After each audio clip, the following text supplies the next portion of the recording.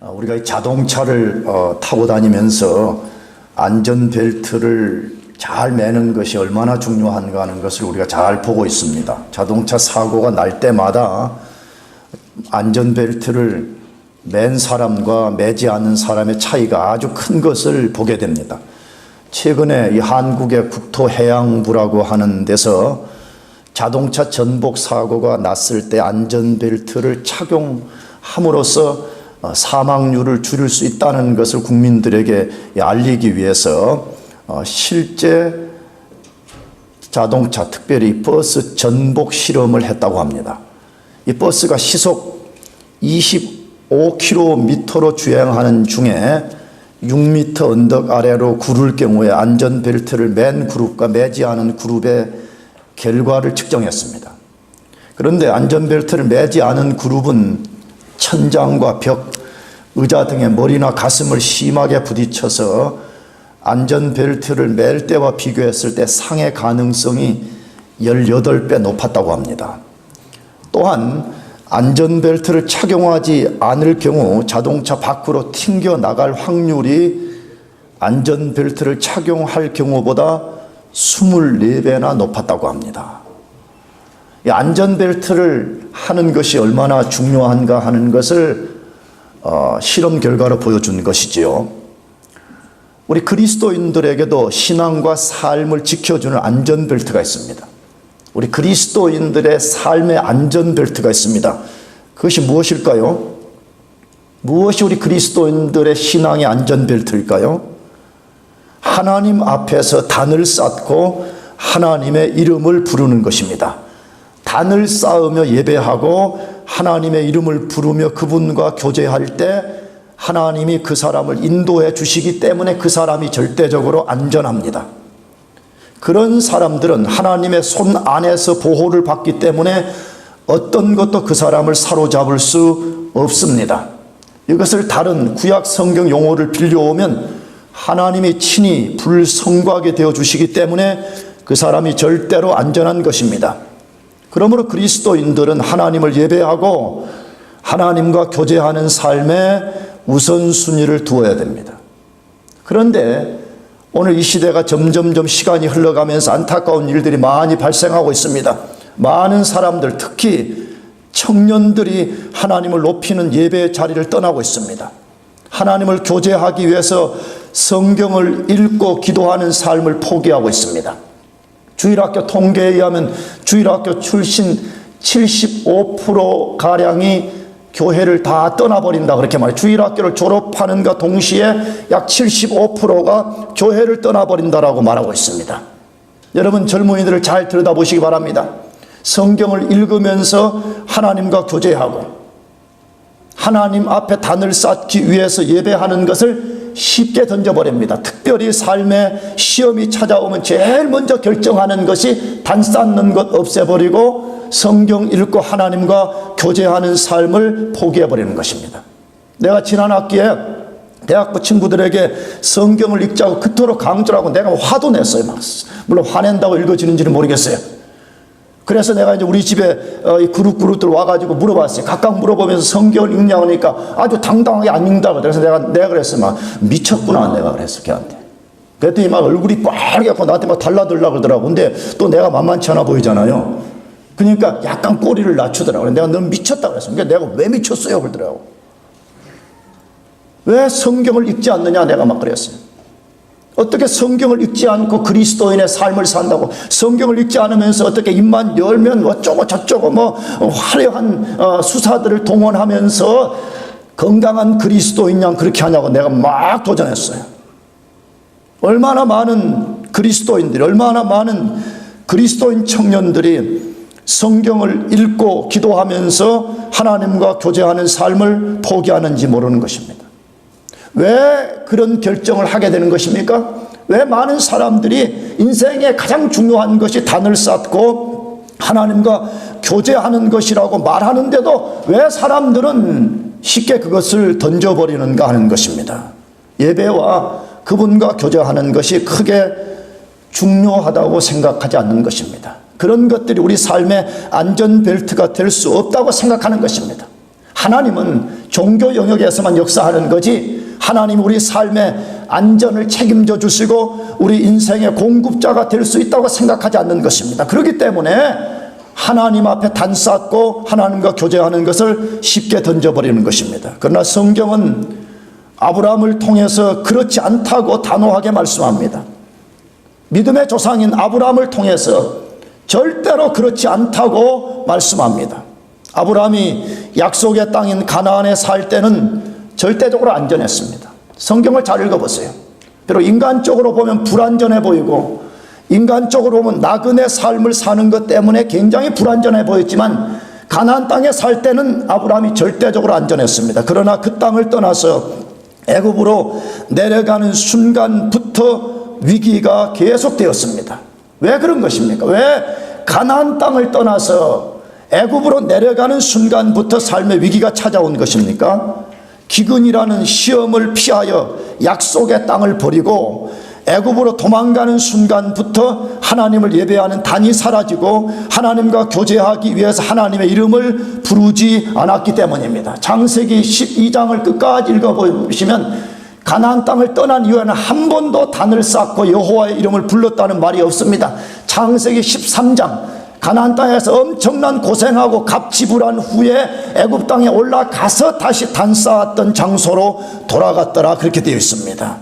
하나님이 아브라함이 단 쌓고 하나님과 교제하는 삶을 포기해버리게 될 때에 하나님이 아브라함을 지키시고 보호하셨던 손과 불성곽을 거두신 것입니다. 더 정확하게는 아브라함이 약속의 땅을 떠나면서 그것들을 거부한 것입니다. 나는 하나님이 내 삶을 책임진다고 생각하지 않습니다. 내 이 삶의 문제는 하나님도 해결할 수 없습니다. 그렇기 때문에 이제부터는 내가 내 힘과 내 지혜를 의지해서 삶의 문제를 해결하러 나아갈 것입니다. 하나님의 손길을 아브라함 스스로가 거부해버린 것입니다. 그 결과가 무엇입니까? 지난주에 말씀드린 대로 계속 내려가는 삶을 살았습니다. 계속 내려가는 삶이었습니다. 말씀드렸죠. 사람의 눈으로 보면 아브라함은 올라가는 것 같고 그의 선택이 아주 잘한 결정처럼 보여집니다. 그러나 하나님의 관점, 다시 말하면 영적인 관점에서 보면 계속해서 내려가는 것입니다. 그런데 이런 말을 하면 그건 뭐 또 영적인 거 아니에요 이렇게 말하는 사람들이 있어요. 여러분, 영적인 것은 절대 이원론적인 것을 말하는 것이 아닙니다. 우리 영과 우리 육과 혹은 우리 영과 삶은 밀접한 관련이 있기 때문에 영적으로 내려가는 삶을 살면 반드시 삶과 육체적으로 내려가는 삶을 살게 되어 있는 것입니다.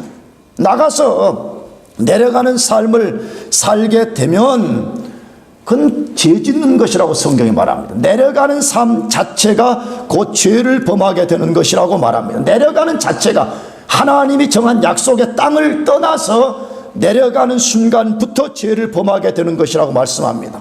그런데 죄는 그냥 단순히 인생을 내려가게만 만들 뿐만 아니라 반드시 또 다른 문제를 일으킨다라고 말씀합니다. 죄는 또 다른 문제를 일으키고 또 다른 문제를 일으키기 때문에 그것 때문에 죄를 범하는 인생들이 큰 수치 가운데 직면하게 된다고 말씀합니다. 그러면 죄와 타협하면 어떤 결과에 직면하는가 하는 것입니다. 오늘 본문의 세 가지를 우리에게 소개합니다. 첫째로는 자신뿐만 아니라 타인에게도 죄를 짓게 만들고 해를 입히게 된다는 것입니다. 자기 자신에게만 자기 자신만 죄를 범하는 것이 아니라 다른 사람에게도 죄 짓게 만들고 나가서 다른 사람에게 피해를 입히게 된다는 것이에요. 창세기 12장 12절에서 13절 애굽 사람이 그대를 볼 때 이르기를 이는 그의 아내라 하고 나는 죽이고 그대는 살리니 원컨대 그대는 나의 누이라 하라. 그리하면 내가 그대로 인하여 안전하고 내 목숨이 그대로 인하여 보존하겠노라 하니라. 지난주에도 우리가 이 본문을 우리가 읽었죠. 아브라함이 애굽으로 내려가면서 사레의 미모 때문에 애굽 사람들이 사레를 빼앗기 위해서 자신을 죽일 수 있다는 생각을 하게 됐습니다. 그래서 아브라함이 꾀를 낸 거죠. 사레를 자기의 아내가 아니라 누이라고 속이는 것이었습니다. 사레를 보호해야 될 입장에 있는 남편이 사례를 팔아서 자신의 안전을 확보하는 수단으로 삼기로 꾀를 낸 것입니다. 다른 말로 하게 되면 애굽 사람들을 속이기로 결정한 것입니다. 자기가 두려워하는 대상들을 거짓말해서 속이기로 결정을 한 것이었습니다. 그런데 성경은 아브라함이 거기서 끝났다고 말하지 않습니다. 다시 말해 자기 스스로만 그냥 사람들을 속이는 것으로 끝났다고 말하지 않습니다. 자기 부인 사라에게도 사람들 앞에서 거짓말하기를 강요했습니다. 그래서 방금 읽은 본문에 보면 원컨대 그대는 나의 누이라 하라 라고 되어 있습니다. 아브라함이 내가 목숨 부지하게 해서 속여야지 자기가 결심했습니다. 그런 다음에 자기만 결심하고 끝난 것이 아니라 자기 부인에게 강요했습니다. 이제부터 당신은 절대로 애굽에 내려가면 아내라고 하지 말라고, 나의 누이라고 하라, 그렇게 말했습니다. 사례도 남편의 거짓말에 동조했고 사람들 앞에서 침묵하며 자신을 아브라함의 누이라고 속였습니다. 우리가 읽은 성경 바로 앞에 선 사례를 보면 사례가 한마디도 안 했습니다. 자기가 아브라함의 아내라는 말 하지 않았습니다. 한마디도 없었어요. 아브라함과 사례 두 사람 다 한마디도 없었습니다. 왜 그렇습니까? 여러분, 거짓말하는 사람은 할 말이 없는 것입니다. 거짓말하고 속이는 사람이 어떤 말을 한다면 그것은 다 외식이요 만들어낸 가증한 것이죠. 진짜 양심 있는 사람이라면 자기 자신들이 거짓말을 쏟아낸다면 말할 수 있는 입이 없는 것입니다. 여러분, 사례가 얼마나 곤혹스러운 상황에 빠졌을지를 짐작할 수 있습니다. 얼마나 부끄러웠겠어요. 목숨 하나 부지하겠다고 거짓말로 속임으로써 두 부부가 함께 꾀를 냈을 때에 저는 이 본문을 보면 두 부부가 부끄러운 마음 때문에 서로의 눈을 쳐다보지 못했을 것이라고 생각됩니다. 양심이 똑바로 박힌 사람이었다면 서로의 눈을 쳐다보지 못했을 것입니다. 뭘 우리에게 보여주고 있어요? 죄는 강한 전념성을 갖고 있다는 것입니다. 죄는 절대로 가만히 정지해 있는 존재가 아니라는 것입니다. 암세포가 건강한 세포를 잡아먹기 위해서 움직이듯이 계속 죄는 사람들 속으로 파고 들어간다는 것이에요. 그래서 틈을 보이는 사람이 있으면 죄 짓는 일에 동참하게 만들고 결국은 그 사람이 죄를 탁 붙드는 순간에 파멸에 떨어지게 만드는 것입니다. 그래서 성경은 죄를 누룩에 비유하고 있습니다. 구약 성경에서 죄를 누룩에 비유하고 신약 성경에서도 죄를 누룩에 비유하고 있습니다. 여러분, 누룩은 어떤 것이에요? 밀가루. 아무리 많은 밀가루라도 거기에 누룩, 이스트를 집어넣으면 그 이스트가 들어가가지고 그 밀가루 전체를 부풀게 만드는 것처럼 계속 그 속에서 가만히 있지 않고 무엇인가 움직이고 역동적으로서 그 어떤 물건들을 변화시켜버리는 것처럼 죄는 가만히 존재하는 특성이 아니라는 거예요. 계속 움직이면서 뭔가를 파멸로 끌고 간다는 거예요. 그래서 구약시대 때는 유월절 후에 일주일, 정확하게는 5일째죠. 일주일째죠. 그 다음에 8일째에 무교절을 지키라고 그렇게 돼 있죠. 누룩 없는 빵을 먹게 했습니다. 여러분, 누룩이 안 들어있는 빵을 먹어본 적 있어요? 나는 어렸을 때 먹어본 적 있는데 굉장히 먹기가 사납습니다. 왜? 이게 부풀어가지고 좀 밀가루가 부들부들해야지 목 넘김이 쉽고 씹기도 쉬운데 이게 부풀어지지 않는 그 상태에 있으니까 꼭 어떻게 하면 좀 과장하면 고무 씹는 것 같아요. 근데 왜 하나님이 누룩 없는 빵을 무교절에 먹으라 그렇게 하시는 거예요? 하나님이 교훈하신 거예요. 너희들이 진짜 먹는 이걸 통해서, 너희들이 직접적으로 피부에 닿는 이걸 통해서 누룩을 없애라. 다시 말하면 죄 없는 삶을 우리가 살아야 되고 죄를 경계해야 된다는 것을 너희가 온 존재로 인식하라고 그렇게 하시는 것입니다. 사도 바울도 고린도전서 5장 7절 이하에서 같은 교훈을 합니다. 거기 제가 읽어보겠습니다. 너희는 누룩 없는 자인데 새 덩어리가 되기 위하여 묵은 누룩을 내어버리라. 우리의 유월절 양 곧 그리스도께서 희생이 되셨느니라. 이러므로 우리가 명절을 지키되 묵은 누룩도 말고 괴악하고 악독한 누룩도 말고 오직 순전함과 진실함의 누룩으로 하자. 너희는 누룩 없는 자라 그렇게 말합니다. 다시 말하면 우리는 옛죄로부터 우리를 완전히 구원해내서 우리를 예수 그리스도와 하나가 되어서 우리는 그리스도 안에서 새로운 사람이 되게 만들었다는 거예요. 그런데 우리가 묵은 누룩, 다시 말해 옛 지혜를 다시 우리가 먹고 마시고 괴악한 죄악과 같은 그런 누룩을 우리가 다시 먹는 것처럼 산다면 그건 그리스도인의 삶이 아니라는 거예요. 그래서 바울이 마지막에 우리 그리스도인은 오직 순전함과 진실함의 누룩으로 하자. 다시 죄 없는 삶, 순결하고 깨끗한 삶을 살라고 말씀하고 있습니다. 아브라함과 사레가 자신들이 부부가 아니라고 거짓말을 하자 그 거짓말의 영향이 애굽 사람, 애굽 대신들 그리고 바로에게까지 미쳤습니다. 그래서 바로가 사레를 궁으로 취하여 들었습니다. 만일 사레가 아브라함의 아내였다는 것을 알았다면 저는 쉽게 받아들이지 않았을 것입니다. 절대 권력자인 당시의 왕들이 무슨 남의 부인 빼앗다가 그렇게 하는 경우는 별로 없습니다. 최고로 빼어나고 깨끗하고 순결한 여자들을 데려오는데 쉽게 아브라함의 처를 빼앗아 가지 않았을 것입니다. 근데 성경에 보니까 바로가 사례를 취하였다 그렇게 되어 있습니다. 아마 여기 뭐 여러 가지 설명이 많이 필요하죠. 왜냐하면 고대 당시에 왕들이 어떤 첩이나 후궁을 맞이할 때는 마음에 든다고 바로 덜컥 동침하는 거 아니잖아요. 에스더서 같은 데 보게 되면 오랫동안 몸단장을 하고 향을 바르고 좋은 옷을 입히고 그래서 시간이 조금 걸린 거지요. 근데 어쨌든 취하여 자기의 아내를 삼으려고 하는 상황이었습니다.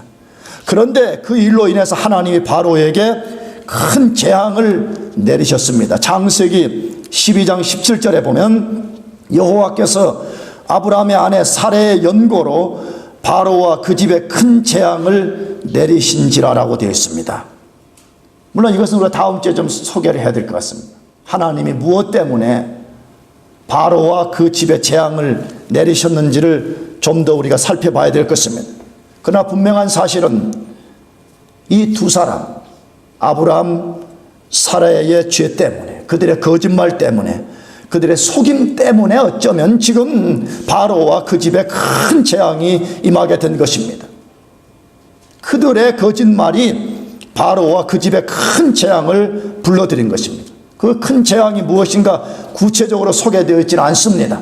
구체적으로 어떤 재앙을 내는지 소개되어 있지 않지만 하나님께서 바로와 그 집에 큰 재앙을 내렸다는 것입니다. 하나님의 사람들이 죄와 타협하면 항상 이런 문제를 야기하게 됩니다. 타인에게 죄 짓게 만들고 나가서 타인에게 피해를 입히게 되는 상황을 불러온다는 것입니다. 주목해야 됩니다. 죄는 절대로 우리 자신만의 문제로 끝나지 않는다는 것입니다. 우리가 죄를 선택하고 짓게 되면 또 다른 사람에게 피해를 입히게 된다는 것이에요. 구약 성경에 나오는 요나도 그랬다고 소개되어 있습니다. 요나서를 읽어보게 되면 하나님께 불순종해서 다시스로 도망가는 배에 요나가 승선했습니다. 하나님이 진노하셔서 폭풍을 일으키셨고 그로 인하여 뱃사람들이 위기에 빠졌고 그들이 가진 모든 화물을 바다에 던지는 피해를 입게 되었습니다. 아니 불순종한 요나 한 사람이 그 배의 승선함 때문에 아무 문제 없는 뱃사람들이 위기를 만나게 되고 나가서 그들이 가진 모든 것을 바다에 던져야 되는 그런 피해를 입게 되었습니다. 우리는 기억해야 됩니다. 죄는 반드시 파괴적 결과를 가져온다는 것입니다. 그러므로 우리는 처음부터 죄를 배격해야 됩니다. 삶의 시험이 찾아왔을 때 아브라함처럼 적당하게 타협하려고 하지 말고 철저하게 믿음으로 배격하기를 바랍니다. 그래서 아예 죄가 우리 속에 싹을 틔우지 못하도록 그렇게 만들어야 됩니다. 우리 모두가 믿음으로 맞서기를 바랍니다. 두 번째로 죄와 타협하면 어떤 결과에 직면하게 되는가 하는 것입니다. 타인을 축복하는 사람이 아니라 책망받는 사람이 되는 것입니다. 타인을 축복하도록 부름받은 사람이 타인으로부터 책망받는 사람이 됩니다. 창세기 12장 18절 이하의 말씀을 제가 읽어보겠습니다. 바로가 아브라함을 불러서 이르되 내가 어찌하여 나를 이렇게 대접하였느냐? 내가 어찌하여 그를 내 아내라고 내게 고하지 아니하였느냐? 내가 어찌 그를 누이라 하여 나로 그를 취하여 아내를 삼게 하였느냐? 내 아내가 여기 있으니 이제 데리고 가라 하고 라고 말씀합니다. 아브라함은 하나님의 부르심을 받았을 때에 엄청난 약속을 받은 사람이었습니다. 창세기 12장 1절에서 3절을 보면 7가지의 복을 받은 것으로 소개되어 있습니다. 그 7가지 복 중에 대표적인 복이 복의 근원이 되어서 그를 축복하는 사람이 복을 받고 그를 저주하는 사람이 저주를 받게 하는 것입니다. 무슨 말이죠? 아브라함은 하나님의 축복의 유통자로 부름을 받은 것입니다. 그런 사람이 오늘 바로의 집에 재앙을 끌어들이는 사람이 되었습니다. 하나님의 사례를 보호하기 위해서 바로의 집에 재앙을 내린 것입니다. 이 일로 인해서 아브라함이 속이고 거짓말한 모든 것이 드러났습니다. 무엇을 말하죠? 죄는 반드시 드러난다는 것입니다. 죄가 오늘 우리가 살고 있는 우리 시대에 드러나지 않는다면 하나님 앞에서 드러나게 될 것입니다. 나가서 우리 하나님의 자녀들은 죄를 성공적으로 지을 수 없다는 것입니다. 누구도 죄를 성공적으로 지을 수 없습니다. 이것을 아브라함 사건을 통해서 보여주고 있는 것입니다. 아브라함의 모든 죄가 드러났을 때 그 결과가 무엇이라고요? 바로로부터 책망을 받았습니다. 바로가 아브라함을 불러다가 3번에 걸쳐서 내가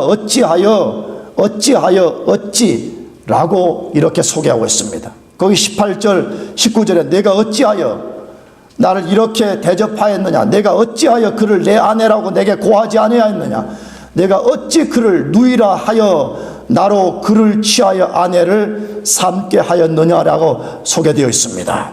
내가 어찌하여 라는 책망을 받게 된 것입니다. 바로가 아브라함을 책망하는 그 말씀 속에는 아마 그런 것이 있는 것 같아요. 너는 어떻게 내가 너에게 호의를 베풀었는데 너는 그것을 반대로 악으로 갚냐? 이렇게 묻는 것 같아요. 너가 나를 속였기 때문에 나는 그걸 모르고 너가 동생이라 그래서 내가 사례를 취하고 내가 그게 합당한 여러 가지 걸 너에게 호의를 베풀지 않았느냐? 근데 어떻게 너는 호의를 그렇게 갚을 수 있냐? 라는 바로의 분노가 담긴 것 같습니다. 바로는 아브라함을 보고 당장 애굽을 떠나라고 명령을 내렸습니다. 세상을 축복하도록 부름받은 사람이 하나님을 떠나게 될 때 세상 사람들로부터 비난을 받는 사람이 되었습니다. 잘 기억해야 된다. 바로가 아브라함을 책망한 것은 하나님이 바로를 통해서 아브라함을 책망한 것입니다. 아까 인용했던 요나서를 잘 보시기 바랍니다. 요나가 그랬습니다. 요나가 하나님께 불순종하여 도망갈 때 하나님이 그의 길을 막기 위해서 폭풍을 일으켰습니다.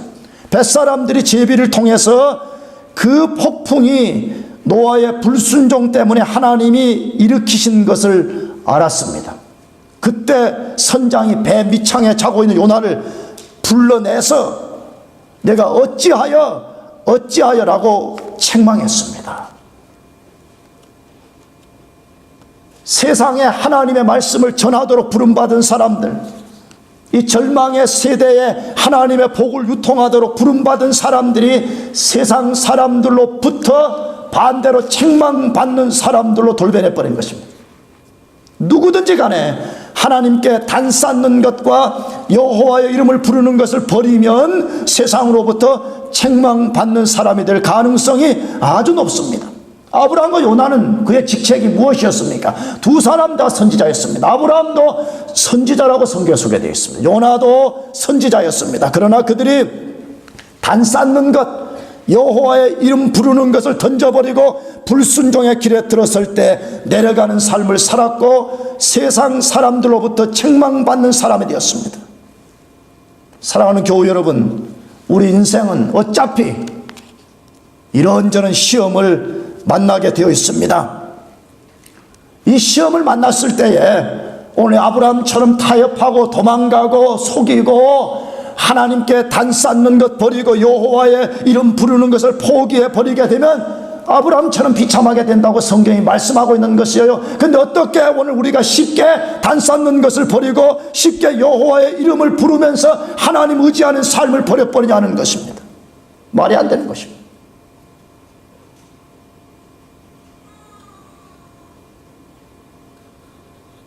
글쎄, 교회마다 특성이 다르고 그 목회자의 목회의 어떤 철학이 좀 다르겠지요. 그러니까 나는 우리 교회 젊은이들에게, 우리 교회 성도들의 최소 그걸 날 요구하는 것이에요. 정말 여러분들이 그리스도인들이라면 하나님 앞에 단쌓는 것과 하나님의 이름을 부르는 걸 포기하지 말라는 것이에요. 그것을 삶의 우선순위로 두고 살라는 것이에요. 근데 이런저런 이유, 이런저런 핑계를 대고 인생의 가지치기를 할 때 제일 먼저 제일 중요한 것을 다 잘라내버리기 때문에 그 인생이 아브라함처럼 비참하게 되는 것이에요.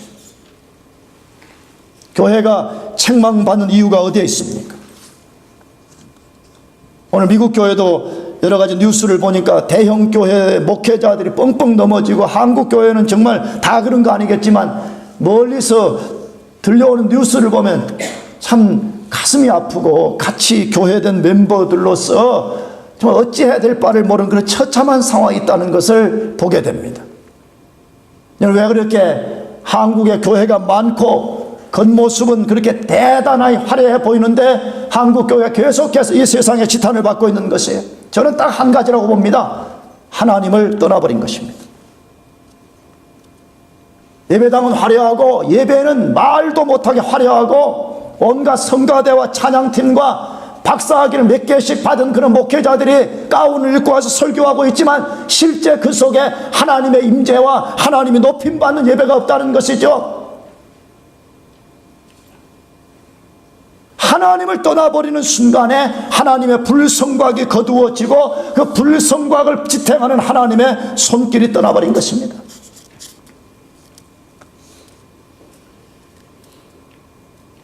마태복음 5장 13절에 우리 그리스도인들을 가르치는 아주 유명한 구절이 있는 것을 우리는 알고 있습니다. 너희는 세상의 소금이니 소금이 만일 그 맛을 잃으면 무엇으로 짜게 하리요?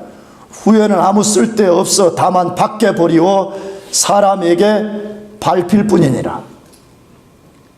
성경은 그리스도인들을 비유로 든 것들이 많이 있는데 오늘 성경에서는 주님이 소금에 비유했습니다. 이런 소금의 특성은 뭐예요? 소금은 외적으로 화려한 것이 아닙니다. 우리 소금 알지만 특별히 요즘은 한국에 무슨 전라도 무슨 신안 앞바다에 거기서 해가지고 소금이 백색이니 어쩌니 아름답다 이렇게 하지만 옛날 고대 당시에 소금은 그런 소금들이 아니었습니다. 이 산에 가서 캐내오는 아주 느릿틱틱하니 아주 그냥 쓰레기 비슷한 일종의 그런 것이었습니다. 너희는 세상의 소금이니 소금의 역할은 화려함에 있지 않습니다. 소금의 역할은 썩어져가는 이 세상의 부패를 막아서는 데 있습니다. 믿습니까? 근데 오늘 교회가 자꾸 소금 역할을 버리고 화려한 다이아몬드 노릇하려고 그러는 것이에요. 그러니까 외적으로는 교회와 성도들이 매우 화려해져 가는데 그 속에 하나님의 역사가 없는 것입니다. 그렇기 때문에 교회가 뭔가 부지런히 일도 하고 대단한 업적을 만드는 것 같은데 욕은 대따 얻어먹고 있는 것입니다. 그러나 기독교가 처음에 한국에 들어왔을 때 그때 0.01%도 안 되는 크리스찬들이 한국을 변화시켜서 그 절망과 어둠 속에 있던 한국의 소금과 빛 노릇한 것을 우리가 알고 있지 않습니까? 교회와 성도들이 소금 맛 내는 것 잃어버리게 되면 밖에 버리고 사람에게 밟힌다. 여러분, 소금이 발에 밟히면 그것처럼 또 골치 아픈 게 없어요. 그렇잖아. 아니 고대 당시에 신발도 없어가지고 맨발 벗고 막 다니는데 소금 뾰족뾰족한 게 발찌르고 그러면 얼마나 그게 골치 아픈 거예요. 그렇잖아요. 교회와 교회에 속한 성도들이 하나님을 떠나고 맛 잃어버리게 되면 세상에 거추장스러운 존재라는 거예요. 왜? 떼오리는 또 가득 알고 닥터리는 가득 알아가지고 맨날 비판만 하고 있고 세상에 도움 안 되는 거추장스러운 존재가 된다고 말씀하는 거예요. 여러분, 그렇게 되면 우리 모든 그리스도인들이 아브라함과 같은 세상을 축복하는 사람들로 부름받았지만 축복의 특권을 상실해버리고 세상으로부터 책망받는 사람이 된다는 것이에요. 제발 저와 여러분 모두가 세상으로부터 책망받는 사람들이 아니라 진짜 세상을 축복하는 사람이 되기를 축복합니다. 세상을 축복하는 사람. 우리 때문에 우리 안에 계신 예수 그리스도와 그의 성령의 역사가 절망 가운데 있는 사람들에게 전달되고 증거되어서 그들이 절망을 딛고 일어서게 만드는 축복하는 사람들로 살기를 바라는 것입니다. 마지막 세 번째로 죄와 타협하면 어떤 결과에 직면하는가 하는 것입니다. 죄 가운데 얻은 어떤 것들이 수치가 되고 고통의 씨앗이 된다는 것입니다. 죄 가운데 얻은 것들이 뭔가 손에 탁 넣으면 대단한 것처럼 보이지만 그것은 그 사람에게 수치가 되고 언젠가 그것이 그 사람에게 고통의 부메랑으로 돌아온다는 것이에요. 창세기 12장 16절과 20절, 이에 바로가 그를 인하여 아브라함을 후대함으로 아브라함이 양과 소와 노비와 암수 나귀와 약대를 얻었더라. 바로가 그 사람들에게 그의 일을 명하매 그들이 그 아내와 그 모든 소유를 보내었더라. 아브라함은 거짓말로 사람들을 속이는 것 때문에 순식간에 위기를 모면하고 신분의 변화를 얻었고 많은 것들을 소유하게 되었습니다. 이걸 잘 생각해 보세요. 바로가 살해를 취하는 순간 아브라함은 애굽 땅에서 무명의 나그네에서 바로의 처남이 된 것입니다.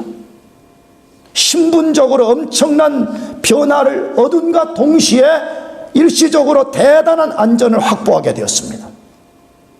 동시에 살해를 손에 넣은 바로가 아브라함에게 많은 짐승과 노비까지 주어서 단번에 부자가 되었습니다. 아마 이때에 사라의 몸종, 앞으로 우리가 이제 만나게 될 사라의 몸종 하갈까지 이때 받았던 것으로 추정이 됩니다. 아브라함은 가나안 땅의 기근을 피하여 두려움 속에서 처음 애굽을 내려올 때 사람이 아니었습니다. 신분 면에서 완전히 변화되었고요, 경제적인 면에서 굉장한 부를 얻게 되었습니다. 겉모습, 겉으로 볼 때는 아브라함이 애굽 내려와가지고 대단히 출세한 것처럼 보입니다. 요즘 같으면 로또 당첨된 것처럼 그렇게 한몫 잡은 것입니다. 그러나 아브라함의 겉모습과 달리 내면은 전쟁 상태였을 것입니다.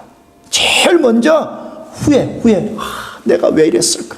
수치, 진짜 절망, 공포가 그 속에 가득했을 것입니다. 왜 그렇죠? 자신의 아내가 남의 아내가 될 순간에도 말 한마디 못하고 침묵해야 됐습니다. 아니 지금 곧 자기 부인이 빼앗기는 순간에 입을 열지 못하고 침묵해야 되는 자신의 모습을 봤을 때 얼마나 처참했겠어요. 살해 때문에 목숨을 부지했지만 살해가 점점 더 큰 위기 속으로 들어가는 것을 보고 그대로 아무것도 할 수 없는 자신의 모습이 곤혹스러웠을 것입니다. 아내 때문에 신분적으로 안전을 얻고 손에 많은 재물을 얻었지만 그것들이 절대로 기쁨이 될 수 없었습니다.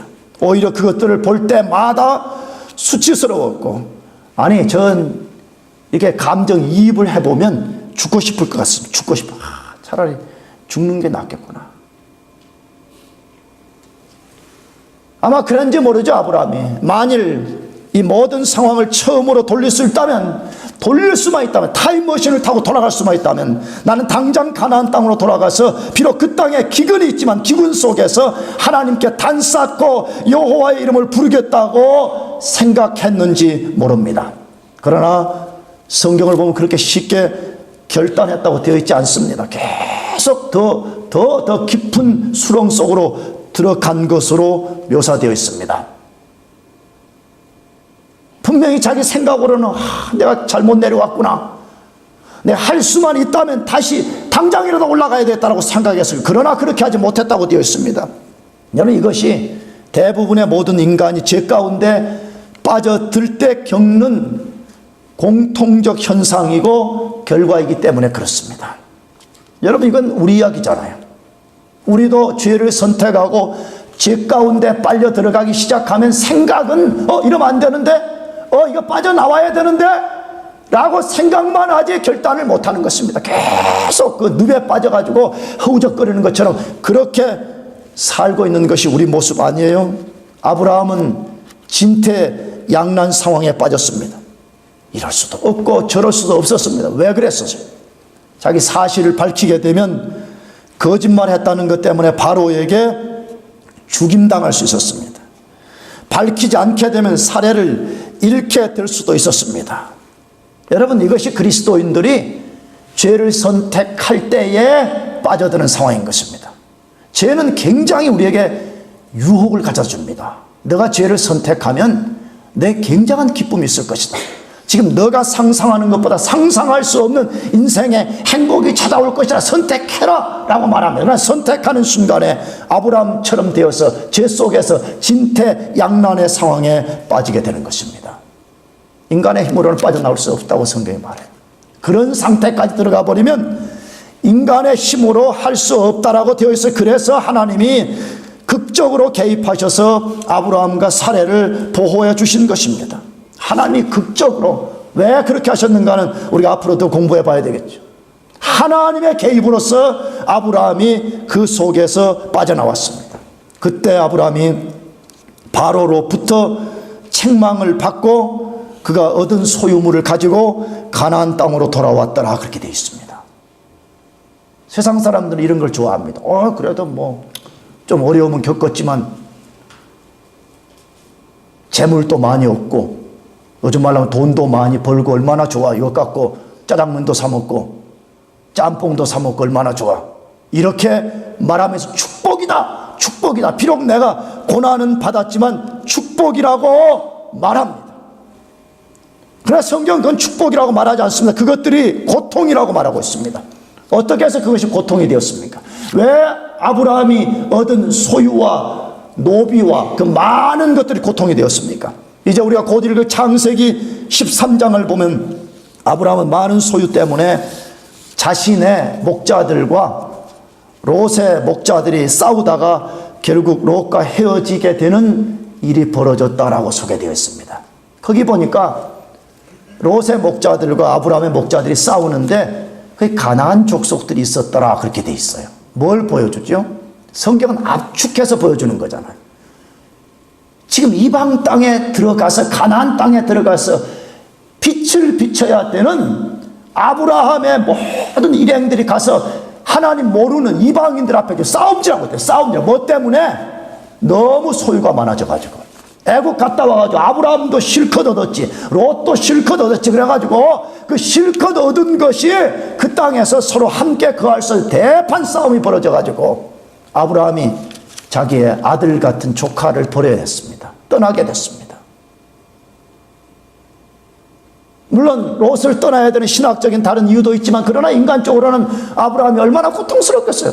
갈대아 우리에서부터 와서 자기 조카 형의 아들로 소개된, 우리 한글 성경에는 형의 아들이죠. 물론 히브리어 성경에는 달리 소개가 필요한데 어차피 자기 형제의 아들이니까 자기 아들 같은 거 아니에요. 그 고난 끝에 함께 와서 애국까지 내려가가지고 그랬는데 이제 헤어져야 되는 고통의 근원이 되었던 것입니다. 그것뿐만 아닙니다. 그 후에 사레가 아이를 얻지 못하자 하갈을 아브라함과 동침하게 해서 이스마엘을 낳게 했습니다. 사레의 전략이었죠. 아브라함이 그걸 탁 받아들여서 하갈과 동침해서 이스마엘을 낳게 되었습니다. 세상 눈으로 보면 축복이죠. 왜? 애 낳지 못한 노인네가 애를 낳았으니 얼마나 축복이었는데 하나님이 아니라고 말씀합니다. 사람의 눈으로 보면 분명히 축복이잖아요. 하나님이 아니라고 말씀하고 나가서 이스마엘 때문에 가정이 풍비박산이 났습니다. 하갈과 이스마엘이 쫓겨나고 울고 불고 결국은 아브라함이 이스마엘을 쫓아내야 되는 비극을 맞이하게 되었습니다. 나가서 이스마엘 족속들이 계속해서 이스라엘 족속들을 괴롭히고, 더 좀 크게 말하면, 이런 말이 조금 조심스러운 말이지만 오늘 이 중동의 문제들 말해 보세요. 이스마엘 후손들의 문제들 아니에요. 물론 아브라함이 무슨 그 하나 한 게 이렇게까지 영향을 미치냐 그렇게 신학적으로 반대하는 사람이 있지만 어쨌든 이스마엘 족속들의 후예라는 차원에서는 그렇게 볼 수가 있는 거 아니에요. 성경은 분명하게 말씀합니다. 죄 가운데 얻은 재물, 죄 가운데 성취한 어떤 것은 절대로 축복이 아니라고 말씀합니다. 그것은 고통의 씨앗이라고 말씀합니다. 똑똑히 기억해야 됩니다. 학교 다닐 때 컨닝 해가지고 점수 잘 받아 그렇게 하지 말아요. 그러면 그 점수가 계속 남아있어 여러분 트랜스크립트를 뜰 때마다 그것이 소리쳐요. 너 컨닝해서 A 받았지 않냐고. 남 속여가지고 돈 벌어 집 사고 자식들에게는 와 봐라 아빠가 얼마나 좋은 집을 지어줬냐 좋지? 그러나 양심은 아니라고 말할 거예요. 그걸 볼 때마다 부끄러운 거죠. 성경은 말합니다. 잠언 10장 2절 불의의 재물은 무익하여도라고 말합니다. 불의한 방법으로 얻은 불의한 재물은 뭐하다고요? 무익하다고 그래. 그래서 당장은 되게 좋아 보이는데 아무런 유익을 가져다 줄 수 없다고 말해. 나가서 잠언 21장 6절에 속이는 말로 재물을 모으는 것은 죽음을 구하는 것이라 곧 불려다니는 안개니라. 여러분 진짜 하나님을 믿습니까? 그러다 정직하게 공부하고 정직하게 돈 벌어야 되는 것입니다. 만일에 우리 그리스도인들이 불의하게 재물을 모으고 속이는 말로 재물을 모은다면 그것이 언젠가 우리에게 수치의 부메랑으로 돌아올 것이고 언젠가 고통으로서 돌아올 것이라고 성경이 말씀하기 때문에 그러는 것입니다. 제 가운데 얻는 명예와 재산은 하나님께 영광이 될 수 없습니다. 그러므로 성경은 말해요. 너무 젊었을 때에 빨리 성공하려고 젊었을 때에 너무 빨리 돈 벌려고 하지 말라 그래. 잠언서 읽어봐요. 왜 그래요? 젊은이들이 욕망이 강해가지고 빨리 성공하려고 하다고 보게 되면 자꾸 트릭을 쓰는 거예요. 아브라함처럼 거짓말하고 속이고 비정상적 방법으로 그걸 손에 탁 넣으려고 그러는데 만약에 그걸 손에 넣으면 와 이제 내가 됐구나 하는 순간에 날개가 달린 새처럼 날아가 버린다고 성경이 말씀하는 것이에요. 그러므로 그리스도인들은 항상 정상적 방법을 취해야 됩니다. 아멘. 좀 힘들어도 좀 느려 보여도 하나님의 뜻 안에서 순복하고 최선을 다하고 한 발자국 한 발자국 그렇게 나가야 되는 것입니다. 우리 모두는 기억해야 됩니다. 죄와 타협하면 그 결과가 비참해짐을 기억하고 삶의 시련이 찾아올 때 꼭 믿음으로 맞서야 됩니다. 좀 힘들어도 좀 어려워도 약속의 땅을 떠나지 말고 하나님께 단 쌓는 거 버리지 말고 하나님 이름 부르는 기도하는 삶을 포기하지 말고 그걸 꼭 붙잡고 살아야 되는 것입니다. 아멘. 그렇게 해요. 그렇게 갈수록 이 세대는 그렇게 살지 못하도록 우리를 유혹하는 세대입니다. 이러한 때 우리는 뒤돌아볼 것도 없습니다. 옆에 곁눈질 할 것도 없습니다. 하나님 말씀 하나 꼭 붙들고 그렇게 사는 것입니다. 그럼 반드시 그런 사람이 옳았다는 것을 증명하는 날이 오게 될 것입니다. 여러분 모두가 그렇게 되기를 축복합니다. 기도하겠습니다. 다 같이 여러분 자리에서 일어나시기 바랍니다.